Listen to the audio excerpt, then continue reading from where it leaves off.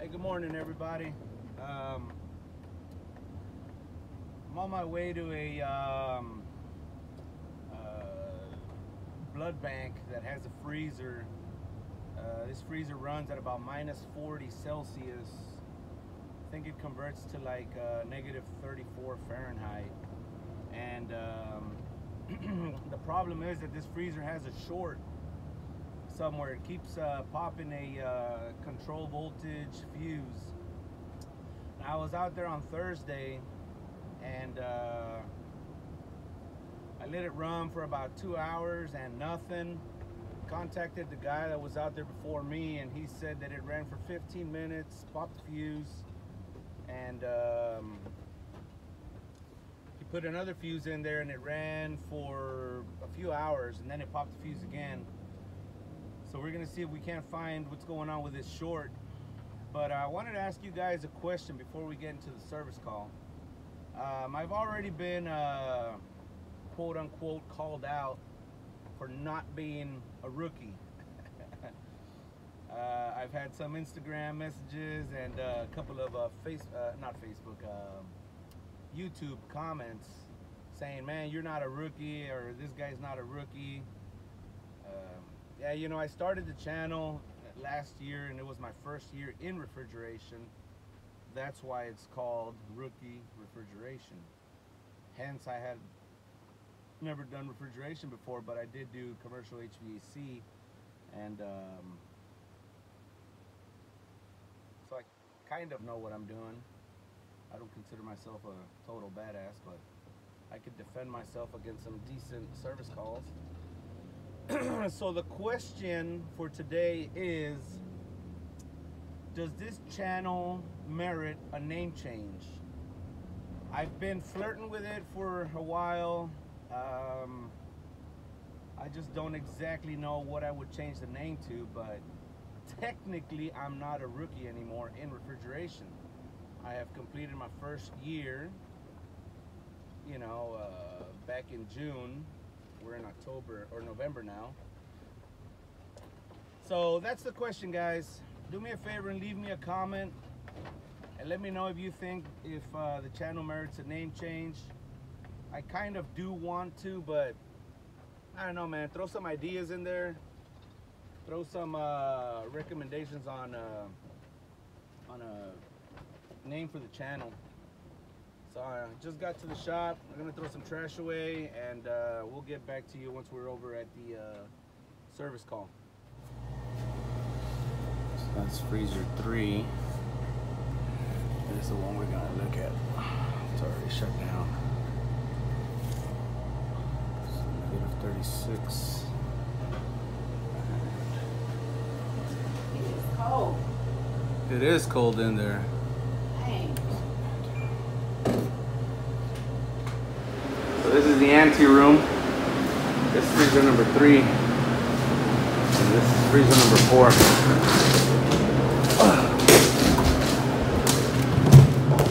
Oh, it's nice and warm in here.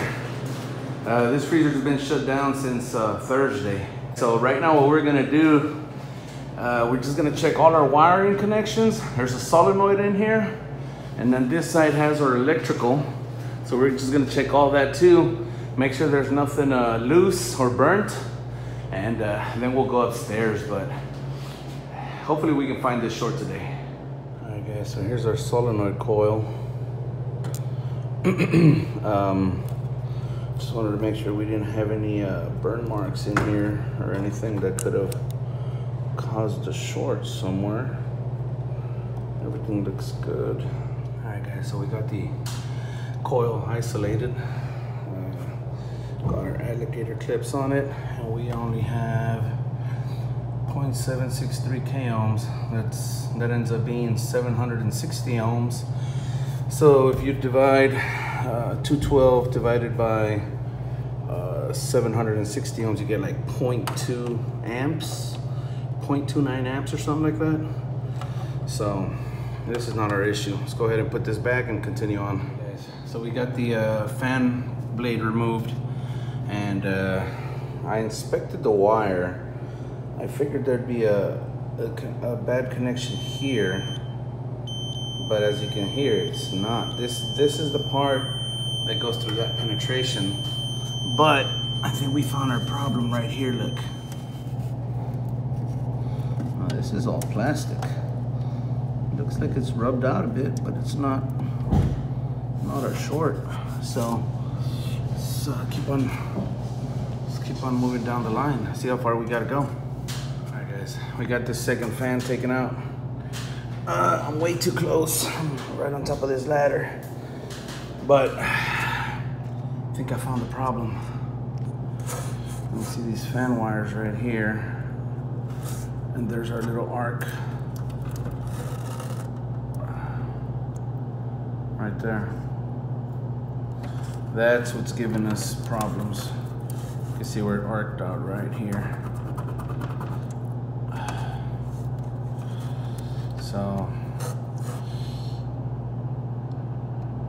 So yeah, this is one of our lines to these wires.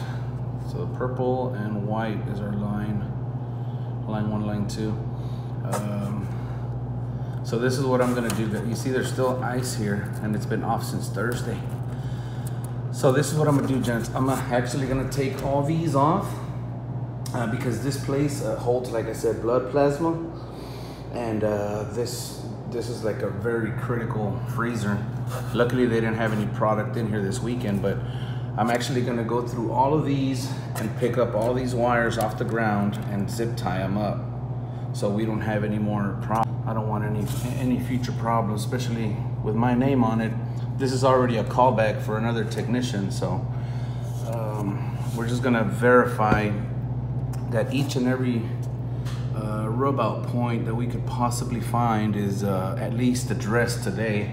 So let me go ahead and take everything off, and we'll start zip tying everything up, and then we'll call it a day, man. There's our problem right there, little bastard. All right, gents, we'll be back. So I come to this one, look what I find. Another freaking rub out. So that's 2 motors that have had some sort of electrical issue right here. So I'm gonna have to fix this also. So yeah, all right, gents, so this is a good find. Look, there's another rub out right there. All right, guys, so we got our coil back in. Put a zip tie right here, and I put a little bit of electrical tape just to avoid any rub outs here. And I put a little bit of electrical tape here, since this is just gonna kind of sit right there. We put electrical tape on all these penetrations all the way across, and we already got the coil put back together. All right, guys, over on this other side, everything looks good. I inspected all this. No loose connections, no burnt wiring, no rub outs.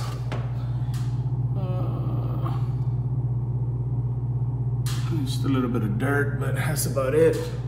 So we're good to go. We're gonna go ahead and go up to the roof now. See you up there in a minute. Guys, I gotta show you this treat right here. I gotta put my 28-foot ladder, go up to that one, pull my ladder up, and then put it in right there so I can go to the second one. I'm gonna go over here though. So we'll go that way. All right, guys, so we got on. So this is the first deck. We gotta go there, and then that's our condensing unit right there. So we'll get up there in a minute. Okay, so we're up at our condensing unit, and this is the fuse that was giving us problems right here. So the other day that I was here on Thursday, I had already checked my contactors, checked both my contactors, checked that relay coil. I checked my defrost clock. I pretty much checked everything on the condensing unit, except for this guy right here, the liquid injection solenoid. So I took this off right now, and I think we're good to go. I don't see any shorts or any rub outs or anything. This is about the only load on the control circuit I didn't check. this last week I was here. So we're good to go. This is, like I said, our fuse. I'm gonna take an amp draw and see what we get. Shit, I forgot that we shut it off at the oh Lord, at the disconnect, at the breaker downstairs. Oh my God, Jesus Christ. Now I'm gonna have to go back down my ladder, put my ladder down over there, get down again, go turn that breaker on. Oh, all right, give me a few minutes. Hey guys, I had half a mind to actually call him and just have him flip it, but that's just lazy. It's not here. I didn't shut it off. The main guy shut it off. Right here, freezer 4. There we go. All right, now we can go back up to the roof. All right, gents, we're back up at the roof. We already got the breaker turned on, so we're gonna go ahead and power this unit up and we should be ready to roll. Like I said, Thursday I kind of did a visual and I did an inspection on this, so let's go ahead and start it up and see what happens. All right, so it says we're at 44 degrees inside that room. The unit started up. We're pulling about 0.3 amps just on contactor coil and solenoid coil, and probably this relay right here. So now we're just waiting on the fan delay to kick in. I believe that coil has to get down to -10, and then it'll kick the fans on. All right, gents, so it's been running for a bit. We should see the fans kick on here any minute now. There they are. See that?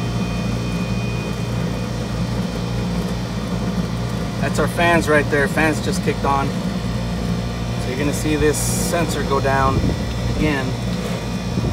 I've noticed that these systems do that.